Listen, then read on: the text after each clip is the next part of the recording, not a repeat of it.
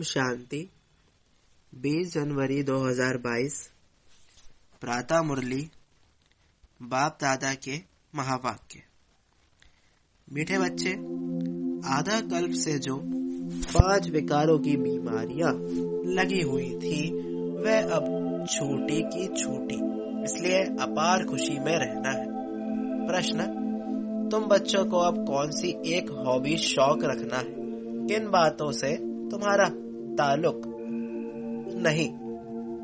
उत्तर: एक बाप से पूरा वर्षा लेने की हॉबी रखनी है। मनुष्यों को तो अनेक प्रकार की हॉबियां होती है, तुम्हें वह सब छोड़ देनी है।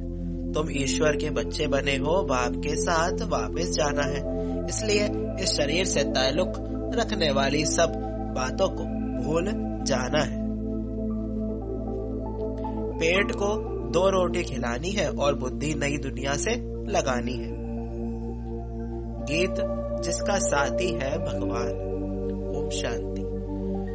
जो भी अनन्य महावीर अडोल बच्चे हैं वे समझते हैं कि अनेक प्रकार के मनसा तूफान भी आएंगे और कैलेमिटीज, बीमारियां आदि भी आएंगी, क्योंकि अब पिछाड़ी का पंप है।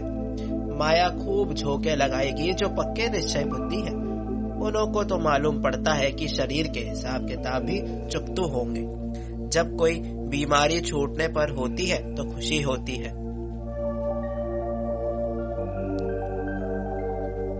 अब हम इस बीमारी से छूटने वाले हैं।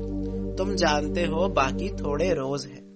ये 5 विकारों की बीमारी आधा कल्प की लगी हुई है, जिससे मनुष्य अजामिल जैसे पाप आत्मा बन जाते हैं। ऐसी दुनिया अब बाकी थोड़े रोज है।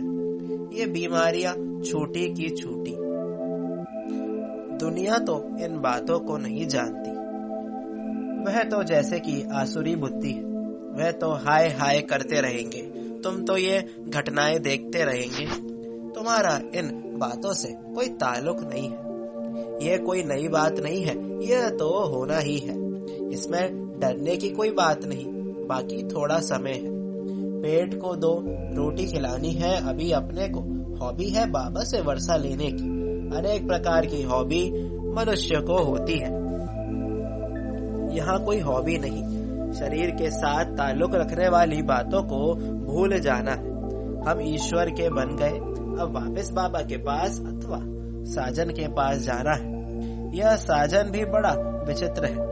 विचित्र होने के कारण उनका पूरा याद नहीं कर सकते। यह नई रस्म है ना। आत्मा को परमात्मा को याद करना है, ऐसे तो कभी याद किया नहीं है आधा कल्प से। सतयुग में सिर्फ इतना समझते हैं, हम आत्मा है बस, और कोई ज्ञान नहीं। हम आत्मा एक शरीर छोड़ दूसरा लेंगे। यहाँ तो आत्मा को परमात्मा बना दिया है। परमात्मा सर्वव्यापी कह देते हैं। अभी ये पुरानी दुनिया जैसे कि तुम्हारे लिए है नहीं। बुद्धि नई दुनिया से लगी हुई है। जैसे कोई नया घर बनता है तो बुद्धि पुराने घर से निकल नए में लग जाती है। अभी इतने धर्म वाले कॉन्फ्रेंस आदि करते हैं, परंतु एक का भी बुद्धि योग परमपिता परमात्मा से नहीं है। अभी तुमको सिखलाने वाला बाप मिला है, वही ज्ञानेश्वर और योगेश्वर है। ईश्वर जो अपने साथ योग लगाना सिखलाते हैं। ज्ञानेश्वर माना ईश्वर में ही ज्ञान है।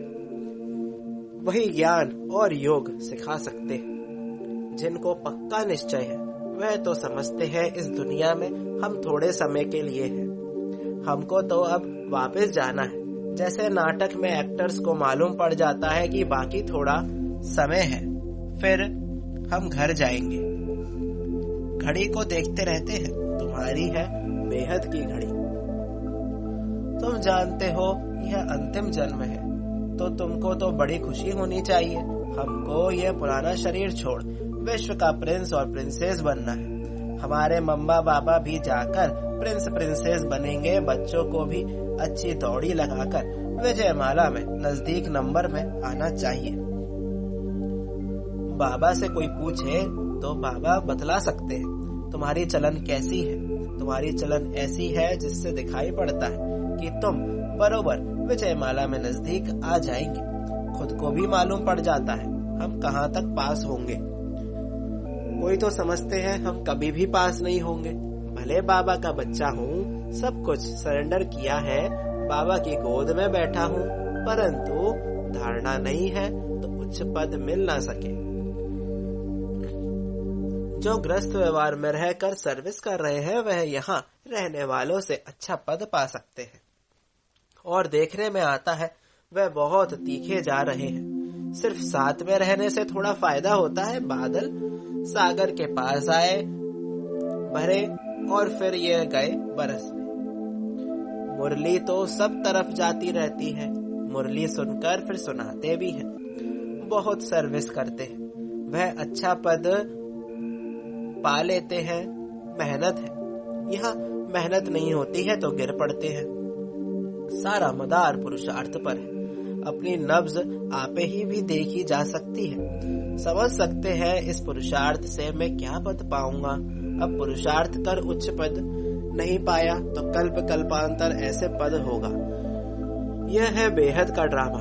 अपने को अब बेहद की बुद्धि मिली है। ड्रामा के आदि मध्य अंत को जानना बड़ा मजा है, परंतु माया के तूफान ऐसे हैं जो कुछ ना कुछ उल्टा करा लेते हैं। अच्छे अच्छे बच्चों को माया जीत लेती है। आगे चल वृद्धि भी जास्ती होगी, तुम्हारा नाम वाला होगा। अब दिल्ली में रिलीजियस कॉन्फ्रेंस होती है। कॉन्फ्रेंस में समझाने की बड़ी अच्छी बुद्धि चाहिए, बहुत अच्छी लिखा पढ़ी चलनी चाहिए। हेड्स जो होते हैं उन्हों की पहले छोटी कमेटी होती है, फिर बड़ी कॉन्फ्रेंस बुलाते हैं। पॉप आदि का पहले से सब प्रबंध किया जाता है। यह भी कॉन्फ्रेंस में बहुत ख्यालात करते हैं, तो ऐसी कॉन्फ्रेंस में बड़े बुद्धिमान बच्चे चाहिए जो बड़े बड़े समझदार हैं, उनको जाकर समझाना चाहिए। पहले तो ये बात निकालो कि हेड कौन है। अब बाबा भी आया हुआ है। इनके पहले तो किसको भी देवी देवता धर्म का पता ही नहीं था। अभी खुशी होती है कि देवी देवता धर्म का भी हेड है। जो ज्ञान में परिपक्व हुए हैं वो समझते हैं। अभी हम इन्हों से पूछ सकते हैं कि बताओ सब धर्म में उच्च धर्म कौन सा है। उनको ही हेड बनाना चाहिए। तुम बीके हो सबसे हेड, तुम जगत माताएं हो। मर्तबा भी माताओं का है, दिखाते भी है। कुमारियों ने बाढ़ मारे भीष्म पितामह आदि को। इन कुमारियों के आगे सबको आना है तो ये समझाना पड़ता है कि उच्च से उच्च कौन है। फिर समझ जाएंगे कि सर्वव्यापी का ज्ञान झूठा है। अभी तुम हो युद्ध के मैदान पर, बाप का परिचय देना तुम्हारे लिए कोई नई बात नहीं है। अच्छे अच्छे जो बच्चे हैं उन्हों को नशा चढ़ा हुआ है। यह पाठ तो अनेक बार हमने बजाया है।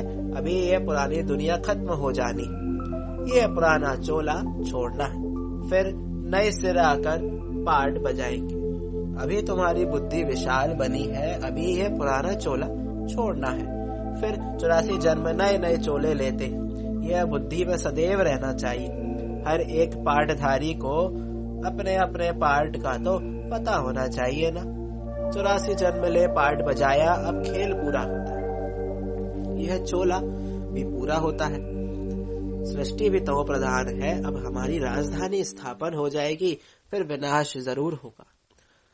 हम जाकर विश्व के मालिक बनेंगे दूसरे जन्म में। यहाँ जो पढ़ते हैं तो उससे इस जन्म में ही मिलता है। तुमको वह फिर याद आया, हम जाकर देवी जन्म लेंगे, फिर क्षत्रिय जन्म लेंगे। यह बुद्धि में टपकना चाहिए, तब खुशी का पारा चढ़ा रहेगा। जो अच्छे पुरुषार्थी होंगे उनकी बुद्धि में ऐसी ऐसी बातें चलती रहेंगी। बाबा ने समझाया है कर्म तो करना ही है, फिर अपने याद के चार्ट को बढ़ाना। रात का टाइम अच्छा है, इसमें कोई थकावट नहीं होती है। सारा समय उस अवस्था में नहीं रह सकते, फिर तूफान आते हैं तो थका भी देते हैं। ना चाहते भी तूफान आ जाते हैं, वह थकावट करेंगे। बाकी बाप को याद करते रहेंगे। टॉपिक आदि निकालते रहेंगे तो उसमें माथा और ही भरपूर हो जाएगा। यह बाबा का अनुभव है। तूफान तो बहुत आएंगे, जितना रुस्तम बनेंगे उतना माया जास्ती पछाड़ेगी। यह एक लॉ है। बाप कहते हैं माया बड़ी बलवान है, क्योंकि उनका राज्य अभी जाना है तो खूब तूफान मचाएगी। उनसे डरना नहीं है। शरीर को कुछ होता है वह भी कर्म भोग है, इसमें घुटका नहीं खाना है। पिछाड़ी का शरीर है, बाकी थोड़ा समय है, ऐसे करते खुशी भी रहती है। ड्रामा में इस समय तुम सबसे जास्ती मर्तबे वाले हो, क्योंकि परम पिता परमात्मा की गोद ली है। तुम्हारे में भी जो अच्छे पुरुषार्थी है, उन्हों जैसा सौभाग्यशाली कोई नहीं। यह ईश्वरीय सुख बहुत उच्च है। तुम समझा सकते हो, भारत ही स्वर्ग था, अविनाशी खंड है और कोई धर्म नहीं था। वह तो बाद में आए हैं। सूर्यवंशी राजधानी पास्ट हुई तो फिर चंद्रवंशी हुए। उनकी हिस्ट्री ज्योग्राफी का किसको पता ही नहीं है। अभी तुम्हें पता पड़ा है। वहाँ थोड़े कोई भी जानते हैं कि सतयुग के बाद त्रेता होता है तो दो कला कम होने से वह सुख कम हो जाता है। यह ज्ञान सतयुग में हो तो अंदर ही गुटखा खाते रहे। दिल खाएगी क्या हम फिर उतरेंगे? राजा ही अच्छी नहीं लगेगी। यहाँ भी कोई कोई कहते हैं हम स्वर्ग के मालिक बनेंगे, फिर नीचे उतरना पड़ेगा, परंतु वहाँ फिर भी राजाई मिलने की खुशी है। अभी तुमको बाबा त्रिकालदर्शी बना रहे हैं। लक्ष्मी नारायण जो स्वर्ग के मालिक हैं, वह भी त्रिकालदर्शी नहीं है। संगम पर ही बाप आकर तीसरा नेत्र का दान दे त्रिकालदर्शी बनाते हैं। देवताओं को ये सब अलंकार क्यों देते हैं? क्योंकि वह फाइनल में है। ब्राह्मण तो गिरते और चढ़ते रहते हैं, उन्हों को अलंकार कैसे दे सकते हैं? शोभते ही नहीं। ड्रामा में कितना वंडरफुल राज है। स्वदर्शन चक्रधारी ब्राह्मण ही है। इस ज्ञान से ही तुम देव देवता बनते हो। इस समय तुम सुदर्शन चक्रधारी, त्रिनेत्री, त्रिकालदर्शी हो। यह तुम्हारा टाइटल है। ये सब बातें समझने और समझाने की है। पहले पहले बाप का परिचय देना है। परम पिता परमात्मा से आपका क्या संबंध है? उनका नाम ही है गॉड फादर। ऐसे थोड़ी कहेंगे कि गॉड फादर सर्वव्यापी है, ये वह तो बाप है ना। हम लिखते ही है कि परम पिता परमात्मा से आपका क्या संबंध है। परम पिता कहते हैं तो जरूर पिता ठहराना। बाप सर्वव्यापी कैसे होगा? बाप से तो वर्षा मिलना होता है। बाप तो रचयिता है नई दुनिया का। इन लक्ष्मी नारायण को नई दुनिया का वर्षा मिला हुआ है। वहाँ देवताओं को तीसरा नेत्र की दरकार नहीं रहती है। तीसरा नेत्र जरूर ब्रह्मा द्वारा ही देंगे। त्रिमूर्ति का अर्थ कितना अच्छा है, समझाने की बड़ी रौनक चाहिए। तो जो अच्छा उस्ताद होगा उनको समझाने की प्रैक्टिस होगी। दिन प्रतिदिन किसको समझाना बहुत सहज होता जाएगा। परम पिता परमात्मा आपका क्या लगता है? कहेंगे बाप लगता है। बाप है नई दुनिया का रचता। सतयुग में देवी देवताओं का राज्य था। जरूर उन्हों को प्रॉपर्टी मिली होगी परम पिता परमात्मा से। राजयोग सीख राजा ही पाते हैं। हम सब बीके हैं। कोई को भी समझाओ, अच्छा तुम कहते हो प्रजापिता ब्रह्मा, तो तुम्हारे पिता हुआ ना, वह शिव भी पिता है। तुम भी ब्रह्म कुमार कुमारी हो। हम दादे से वर्षा ले रहे हैं, तुम नहीं ले रहे हो। आकर समझो, पुरुषार्थ करो तो तुमको भी मिल जाएगा।